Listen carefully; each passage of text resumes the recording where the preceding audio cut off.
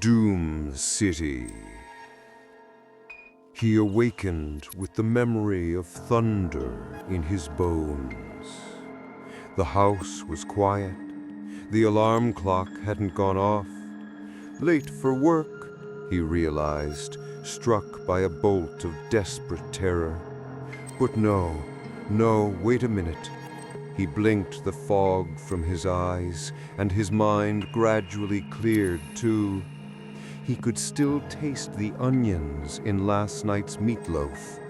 Friday night was meatloaf night. Today was Saturday. No office work today, thank God. Ah, he thought, settle down, settle down. Lord, what a nightmare he'd had. It was fading now, all jumbled up and incoherent, but leaving its weird essence behind like a snakeskin. There'd been a thunderstorm last night. Brad was sure of that, because he'd awakened to see the garish white flash of it and to hear the gut-wrenching growl of a real boomer pounding at the bedroom wall. But whatever the nightmare had been, he couldn't recall it now. He felt dizzy and disorientated, like he'd just stepped off a carnival ride gone crazy.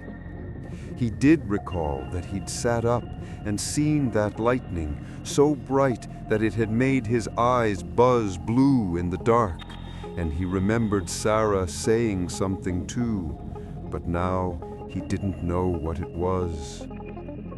Damn, he thought, as he stared across the bedroom at the window that looked down on Baylor Street. Damn, that light looks strange. Not like June at all. More like a white winter light. Ghostly. Kind of made his eyes hurt a little. Brad got out of bed and walked across the room. He pushed aside the white curtain and peered out, squinting. What appeared to be a gray, faintly luminous fog hung in the trees and over the roofs of the houses on Baylor Street. It looked like the color had been sucked out of everything, and the fog lay motionless for as far as he could see up and down the street. He looked up, trying to find the sun. It was up there somewhere, burning like a dim bulb behind dirty cotton. Thunder rumbled in the distance, and Brad Forbes said, "Sarah, honey, take a look at this." She didn't reply, nor did she stir.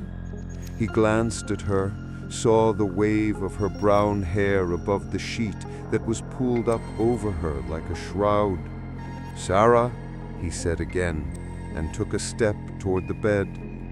And suddenly, Brad Forbes remembered what she'd said last night when he'd sat up in a sleepy daze to watch the lightning crackle. "I'm cold, I'm cold." And then Brad heard himself moan, and he let go of the sheet and staggered back across the room, tripped over a pair of his tennis shoes and went down hard on the floor. The sheet settled back over the skeleton like a sigh. Thunder rumbled outside, muffled by the fog. Brad stared at one skeletal foot that protruded from the lower end of the sheet, and he saw flakes of dried, dead flesh float down from it to the Sears deep pile aqua blue carpet. He didn't know how long he sat there, just staring. He thought he might have giggled, or sobbed, or made some combination of both. He almost threw up, and he wanted to curl up into a ball and go back to sleep again. He did close his eyes for a few seconds, but when he opened them again, the skeleton of his wife was still lying in the bed, and the sound of thunder was nearer. And he might have sat there until doomsday if the telephone beside the bed hadn't started ringing. Somehow he was up and had the receiver in his hand. tried not to look down at the brown-haired skull and remember how beautiful his wife, just 28 years old for God's sake, had been. "Hello?" he said, in a dead voice. There was no reply. Brad could hear circuits clicking and humming deep in the wires. "Hello?" No answer, except now there might have been a soft, silken breathing. "Hello?" Brad shrieked into the phone. "Say something, damn you!" Another series of clicks, then a tinny, disembodied voice. "We're sorry, but we cannot place your call at this time. All lines are busy. Please hang up and try again later. Thank you. This is a recording." He slammed the receiver back into its cradle, and the motion of the air made flakes of skin fly up from the skull's cheekbones. Brad ran out of the bedroom, barefoot and in only his pajama bottoms.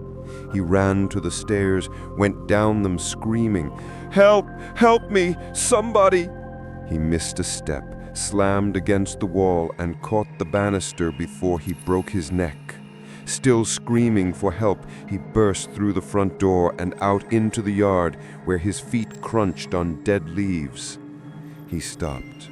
The sound of his voice went echoing down Baylor Street. The air was still and wet, thick and stifling. He stared down at all the dead leaves around him, covering brown grass that had been green the day before. And then the wind suddenly moved, and more dead leaves swirled around him. He looked up and saw bare gray branches where living oak trees had stood before he'd closed his eyes to sleep last night. "Help me!" he screamed. "Somebody, please help me!" But there was no answer, not from the house where the Pates lived, not from the Walker's house, not from the Crawfords, nor the Laymans. Nothing human moved on Baylor Street, and as he stood amid the falling leaves on the 7th day of June, he felt something fall into his hair. He reached up, plucked it out, and looked at what he held in his hand. The skeleton of a bird with a few colorless feathers sticking to the bones. He shook it from his hand and frantically wiped his palm on his pajamas. And then he heard the telephone ringing again in his house. He ran to the downstairs phone, back in the kitchen, picked up the receiver and said, "Help me, please! I'm on Baylor Street, please, help!" He stopped babbling because he heard the clicking circuits and a sound like searching wind, and down deep inside the wires there might have been a silken breathing. He was silent too, and the silence stretched. Finally he could stand it no longer. "Who is this?" he asked in a strained whisper. "Who's on this phone?" Click, buzz. Brad punched the O. Almost at once that same terrible voice came on the line. "We're sorry, but we cannot place your call at this time. All lines are busy. Please hang up and try again later. Thank you. This is a recording." He smashed his fist down on the phone's two prongs, dialed 911. "We're sorry, but..." His fist went down again. He dialed the number of the Pates next door, screwed up and stared twice more. "We're sorry." His fingers went down on about 5 numbers at once. "We're sorry." He screamed and wrenched the telephone from the wall, threw it across the kitchen, and it broke the window over the sink. Dead leaves began to drift in, and through the glass panes of the back door, Brad saw something lying out in the fenced-in backyard. He went out there, his heart pounding and cold sweat beading on his face and chest. Lying amid dead leaves, very close to its doghouse, was the skeleton of their collie, Socks.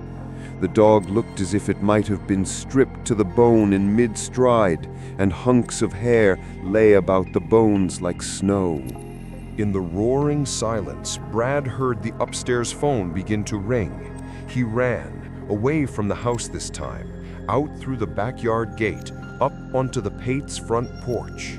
He hammered at the door, hollering for help until his voice was about to give out.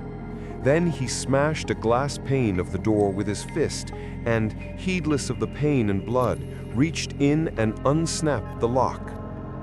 With his first step into the house, he smelled the graveyard reek, like something had died a long time ago and been mummified. He found the skeletons in the master bedroom upstairs. They were clinging to each other.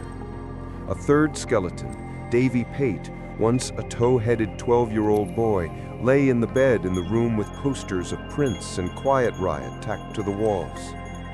In a fish tank on the far side of the room, there were little bones lying in the red gravel on the bottom. It was clear to him then, yes, very clear. He knew what had happened, and he almost sank to his knees in Davy Pate's mausoleum. Death had come in the night and stripped bare everyone and everything but him. But if that were so, then who or what had dialed the telephone? What had been listening on the other end? What? Oh dear God, what? He didn't know, but he suddenly realized that he'd told whatever it was that he was still on Baylor Street. And maybe death had missed him last night. Maybe its scythe had cleaved everyone else and missed him. And now it knew he was still on Baylor Street, and it would be coming after him. Brad fled the house, ran through the dead leaves that clogged the gutters of Baylor Street, and headed east towards the center of town. The wind moved again, sluggishly and heavily. The wet fog shifted, and Brad could see that the sky had turned the color of blood. Thunder boomed behind him like approaching footsteps, and tears of terror streamed down Brad's cheeks. "I'm cold," Sarah had whispered. "I'm cold." And that was when the finger of death had touched her, had missed Brad and gone roaming through the night. "I'm cold," she'd said, and there would never be any warming her again. He came to two cars smashed together in the street. Skeletons in clothes lay behind the steering wheels. Further on, the bones of a large dog were almost covered by leaves. Above him, the trees creaked and moaned as the wind picked up, ripping holes in the fog and showing the bloody sky through them. It's the end of the world, he thought. Judgment Day. All the sinners and saints alike turned to bones overnight. Just me left alive. Just me, and death knows I'm on Baylor Street. "Mommy!" The sobbing voice of a child pierced him, and he stopped in his tracks, skidding on leaves. "Mommy!" the voice repeated, echoing and warped by the low-lying fog. "Daddy! Somebody! Help me!" It was the voice of a little girl crying somewhere nearby. Brad listened, trying to peg its direction. First he thought it was to the left, then to the right. In front of him, behind him, he couldn't be sure. "I'm here!" he shouted. "Where are you?" The child didn't answer, but Brad could still hear her crying. "I'm not going to hurt you. I'm standing right in the middle of a street. Come to me if you can." He waited.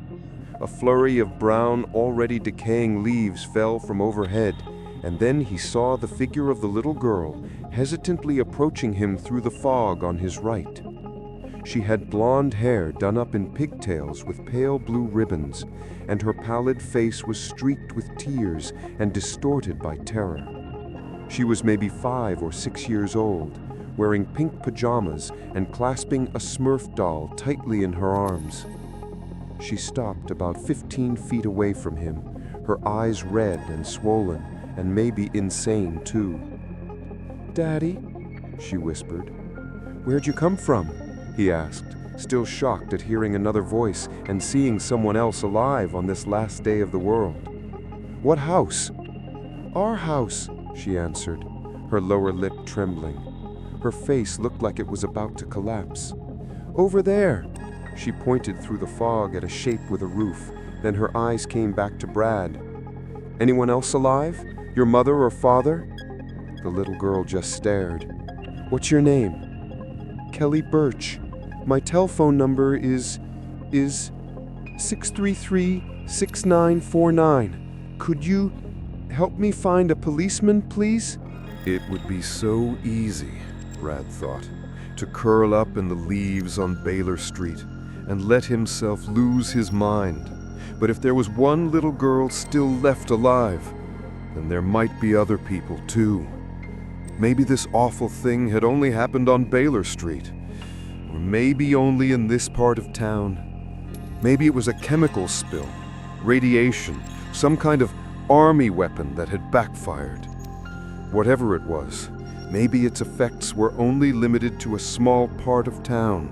"Sure," he thought, and when he grinned, the child abruptly took 2 steps back.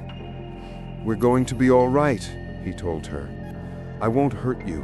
I'm going to walk to Main Street. Do you want to go with me?" She didn't reply, and Brad thought she'd truly gone over the edge, but then her lips moved, and she said, "I'm looking for my mommy and daddy. They're gone." She caught back a sob, but new tears ran down her cheeks. They just left bones in their bed, and they're gone." "Come on." He held out his hand to her. "Come with me, okay? Let's see if we can find anybody else." Kelly didn't come any closer. Her little knuckles were white where she gripped the smiling blue Smurf. Brad heard thunder roaming somewhere to the south, and electric blue lightning scrawled across the crimson sky like a crack in time. Brad couldn't wait any longer. He started walking again, stopped, and looked back. Kelly stopped too.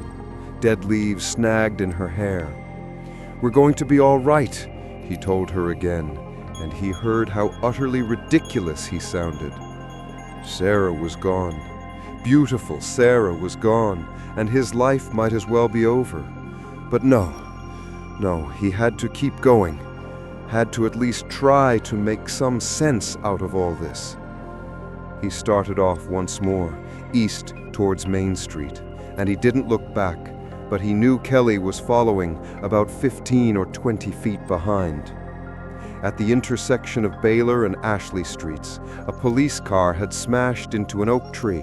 The windshield was layered with leaves, but Brad saw the hunched-over, bony thing in the police uniform sitting behind the wheel.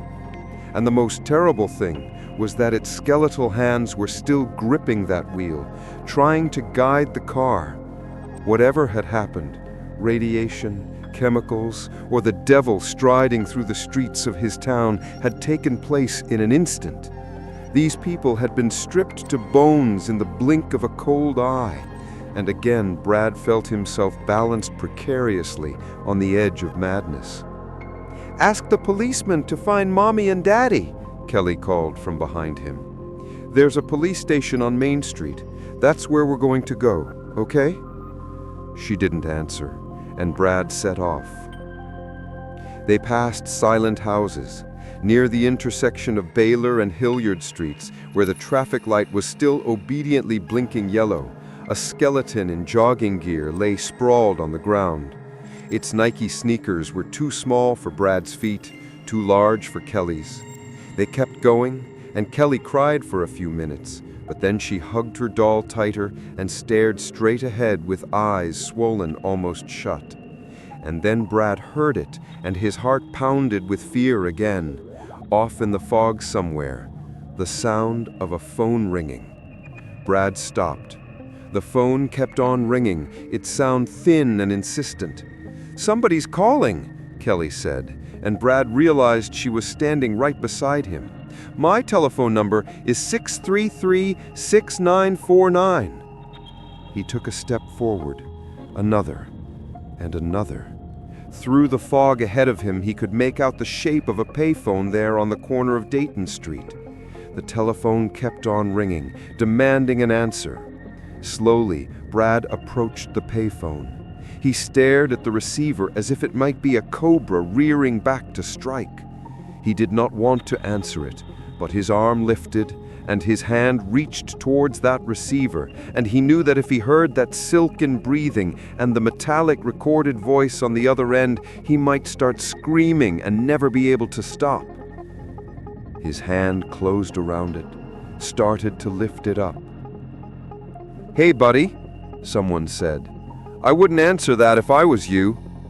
Startled almost out of his skin, Brad whirled around.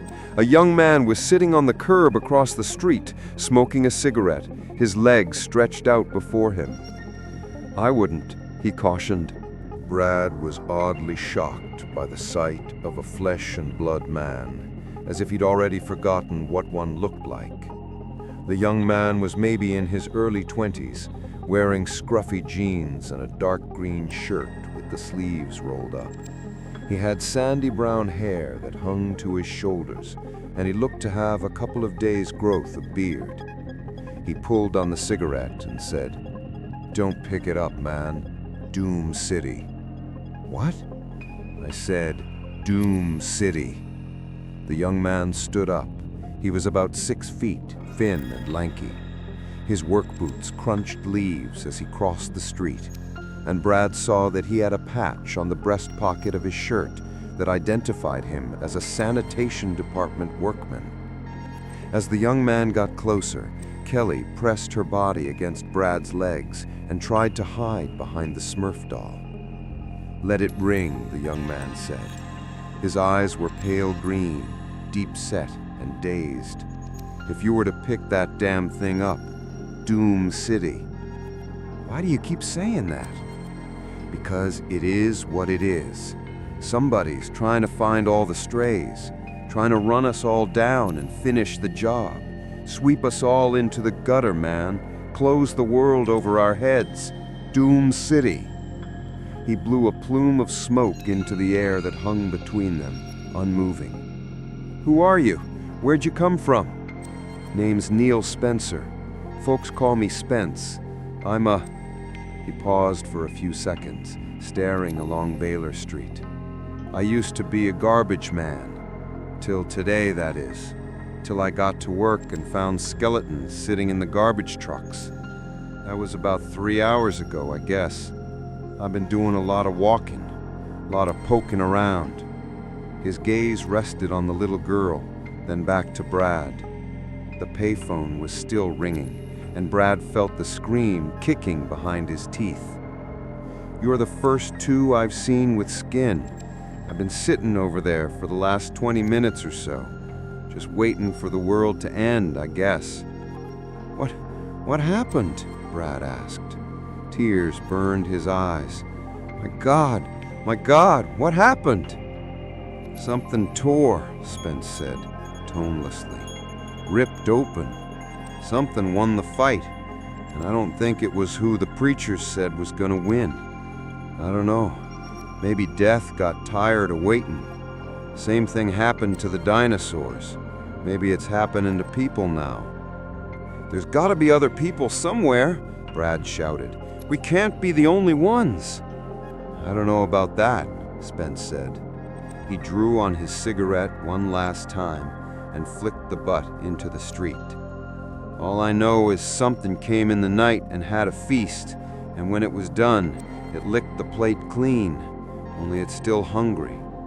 He nodded towards the ringing phone. "Wants to suck on a few more bones. Like I said, man, Doom City. Doom City, here, there, and everywhere." The phone gave a final shrilling shriek and went silent. Brad heard the child crying again, and he put his hand on her head, stroked her hair to calm her. He realized he was doing it with his bloody hand. We've got to go somewhere. Got to do something." "Do what?" Spence asked laconically. "Go where? I'm open to suggestions, man." From the next block came the distant sound of a telephone ringing. Brad stood with his bloody hand on Kelly's head, and he didn't know what to say. I want to take you somewhere, my friend. Want to show you something real interesting. Okay? Brad nodded, and he and the little girl followed Neil Spencer north along Dayton Street, past more silent houses and buildings. Spence led them about 4 blocks to a 7-Eleven store, where a skeleton in a yellow dress splotched with blue and purple flowers lolled behind the cash register, with a National Enquirer open on its jutting knees. "There you go," Spence said softly. He plucked a pack of Luckies off the display of cigarettes and nodded towards the small TV set on the counter. "Take a look at that and tell me what we ought to do." The TV set was on. It was a color set, and Brad realized after a long, silent moment that the channel was tuned to one of those 24-hour news networks. The picture showed 2 skeletons, one in a gray suit and the other in a wine-red dress, leaning crookedly over the news desk at center camera. The woman had placed her hand on the man's shoulder, and yellow sheets of the night's news were scattered all over the desktop. Behind the 2 figures were 3 or 4 out-of-focus skeletons, frozen forever at their desks as well. Spence lit another cigarette. An occasional spark of static shot across the unmoving TV picture. "Doom City," Spence said. "Not only here, man. It's everywhere. See?" The telephone behind the counter suddenly started ringing, and Brad put his hands to his ears and screamed. The phone's ringing stopped. Brad lowered his hands, his breathing as rough and hoarse as a trapped animal's. He looked down at Kelly Birch and saw that she was smiling. "It's all right," she said. "You don't have to answer. I found you, didn't I?" Brad whispered, "Wah." The little girl giggled, and as she continued to giggle, the laugh changed, grew in intensity and evil, until it became a triumphant roar that shook the windows of the 7-Eleven store. "Doom City!" the thing with pigtails shrieked, and as the mouth strained open, the eyes became silver, cold and dead, and from that awful crater of a mouth shot a blinding bolt of blue-white lightning that hit Neil Spencer and seemed to spin him like a top, throwing him off his feet and headlong through the 7-Eleven's plate glass window. He struck the pavement on his belly, and as he tried to get up again, Brad Forbes saw that the flesh was dissolving from his bones, falling away in chunks like dried-up tree bark. Spence made a garbled moaning sound, and Brad went through the store's door with such force that he almost tore it from its hinges.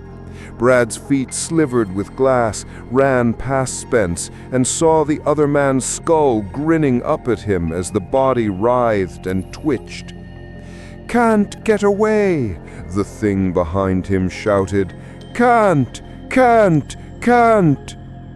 Brad looked back over his shoulder, and that was when he saw the lightning burst from her gaping mouth and hurtle through the broken window at him. He flung himself to the pavement, tried to crawl under a parked car. Something hit him, covered him over like an ocean wave, and he heard the monster shout in a voice like the peal of thunder. He was blinded and stunned for a few seconds, but there was no pain. Just a needles and pins prickling, settling deep into his bones.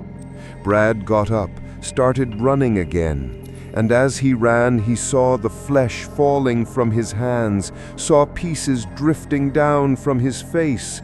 Fissures ran through his legs, and as the flesh fell away, he saw his own bones underneath.